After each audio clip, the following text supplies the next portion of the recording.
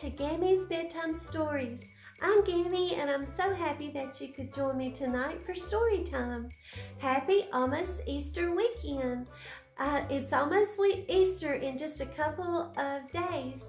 I know you all probably have a lot of plans for this weekend. Dyeing eggs and Easter egg hunts and cookouts and spending time with family, all those nice things. And let's not forget eating chocolate Easter bunny candy. Oh my goodness, that stuff is yummy. Gammie loves that. So without further ado, let's get right into our story. Reading tonight has permission been given by public domain, and the name of our story tonight is The Tale of Peter Rabbit by Beatrice Potter.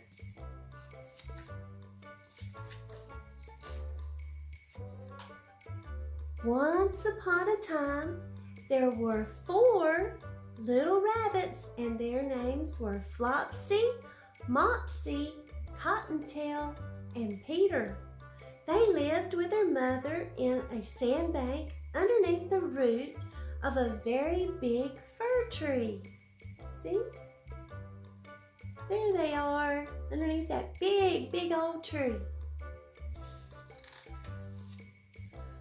"Now, my dears," said old Miss Rabbit one morning, "you may go into the fields or down the lane, but don't you go into Mr. McGregor's garden." Mama was telling them, "Don't y'all be messing around Mr. McGregor's garden. Your father had an accident there. He was put in a pie by Mrs. McGregor." Uh-oh. Father didn't end up so well there. "Now run along and don't get into mischief. I'm going out." So off she sent them. I hope they stay away from Mr. McGregor's garden. Then old Mrs. Rabbit took a basket and her umbrella and went through the wood to the baker's. She bought a loaf of brown bread and 5 buns. There she is. There's her little basket. She's got the food in for them. Flopsy, Mopsy, and Cottontail, who were good little bunnies, went down the lane to gather blackberries. See? They're getting them some berries. But Peter, who was very naughty, ran straight away to Mr. McGregor's garden. Now, what did Mama tell him not to do? She said, "Don't you go around Mr. McGregor's garden." There he goes. I wonder if he's going to get into trouble. And he squeezed under the gate. It was a tight squeeze, but he got under there. First, he ate some lettuces and some French beans, and then he ate some radishes. There he is, eating those carrots. Or maybe some radishes. And then, feeling rather sick, he went to look for some parsley. He done ate so much made himself sick. But round the end of a cucumber frame, whom should he meet but Mr. McGregor? Uh-oh, there is Mr. McGregor waiting right around the corner. Oh no, he ran right into trouble. Mr. McGregor was on his hands and knees planting out young cabbages. But he jumped up and he ran after Peter, waving a rake and calling out, "Stop, thief! Stop!" There he is, chasing Peter. Oh, what in the world? I hope he gets away. Peter was most dreadfully frightened. He rushed all over for the garden, for he had forgotten the way back to the gate. He lost one of his shoes among the cabbages. And the other shoe amongst the potatoes? Now he doesn't have any shoes on his feet. After losing them, he ran on 4 legs and went faster and faster so that I think he might have got away altogether if he'd not unfortunately run into a gooseberry net and got caught by the large buttons on his jacket. It was a blue jacket with brass buttons, quite new. But now he's stuck in a net. Oh my goodness. Peter gave himself up for lost and shed big tears. He was crying, but his sobs were overheard by some friendly sparrows who flew to him in great excitement and implored him to exert himself. Try, Peter, they were saying. Mr. McGregor came up with the sieve, which he intended to pop upon the top of Peter, but Peter wiggled out just in time, leaving his jacket behind. So now he doesn't have any shoes on his feet and no jacket. But he got away. And he rushed into the tool shed and jumped into a can. It would have been a beautiful thing to hide in if it had not had so much water in it. He jumped into it. He didn't know it had water in it. Splash! Mr. McGregor was quite sure that Peter was somewhere in the tool shed, perhaps hidden underneath a flower pot. He began to turn them over carefully, looking under each one. Presently, Peter sneezed. Ka-choo! Mr. McGregor was after him in no time flat and tried to put his foot upon Peter, who jumped out of a window, upsetting 3 plants. The window was too small for Mr. McGregor, and he was tired of running after Peter. He went back to his work. Oh, he was close. Look, right there's Mr. McGregor's foot. He was right behind Peter Rabbit. Oh, no. Peter sat down to rest. He was out of breath and trembling with fright, and he'd not the least idea which way to go. He was lost.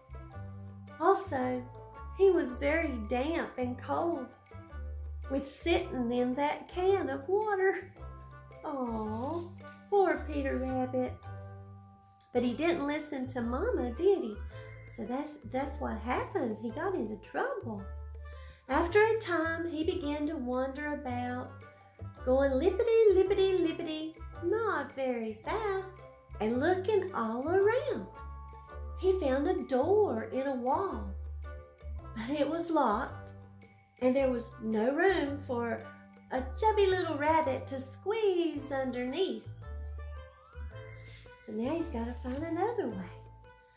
An old mouse was running in and out over the stone doorstep, carrying peas and beans to her family in the wood.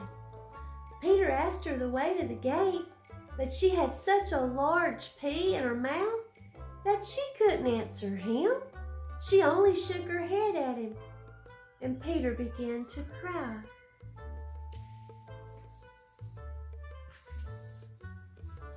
Then he tried to find his way straight across the garden, but he became more and more confused how to get out of there. Presently, he came to a pond where Mr. McGregor filled his watering cans. A white cat was staring at some goldfish.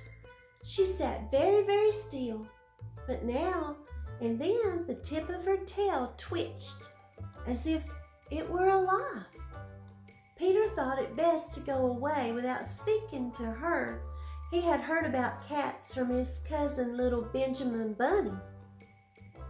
Look at the little fish the cat's watching swim. He went back towards the tool shed, but suddenly, quite close to him, he heard the noise of a hoe. Scritch, scratch, scritch, scratch. Peter scuttered underneath the bushes. He didn't know what that noise was. But presently, as nothing happened, he came out and climbed upon a wheelbarrow and peeked over. The first thing he saw was Mr. McGregor hoeing onions. His back was turned towards Peter, and beyond Mr. McGregor was the gate. So what do you think Peter Rabbit's gonna do when Mr. McGregor's not looking? I wonder. Peter got down very quietly off the wheelbarrow and started running just as fast as he could go along a straight walk behind some black bushes. Mr. McGregor caught sight of him at the corner, but Peter did not care. He slipped underneath the gate and was safe at last in the wood outside the garden. There he went. He was safe at last. Mr. McGregor hung up the little jacket and the shoes for the scarecrow to frighten the blackbirds. There's Peter Rabbit's jacket and his shoes that he left behind. Peter never stopped running or looked behind him till he got home to the big fir tree.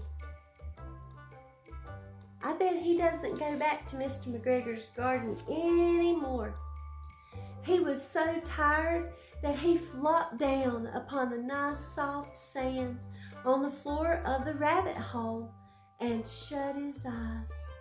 His mother was busy cooking. She wondered what he'd done with his clothes. It was the second little jacket and pair of shoes that Peter had lost in the last little bit. I'm sorry to say that Peter was not very well during the evening. His mother put him to bed and made some chamomile tea, and she gave a dose of it to Peter, 1 tablespoon to be taken at bedtime. Oh my. But Flopsy, Mopsy, and Cottontail, well, they had bread and milk and blackberries for supper. They had stayed away from Mr. McGregor's garden, so they had good food to eat. The end. Well, boys and girls, Gammie hopes that you enjoyed our story tonight. And if you did, Gammie would love it if you would give me a big thumbs up and share and subscribe to Gammie's Bedtime Stories. That would make me so happy, and I would appreciate it so. I enjoy you coming back every single time to listen to Storytime with Gammie.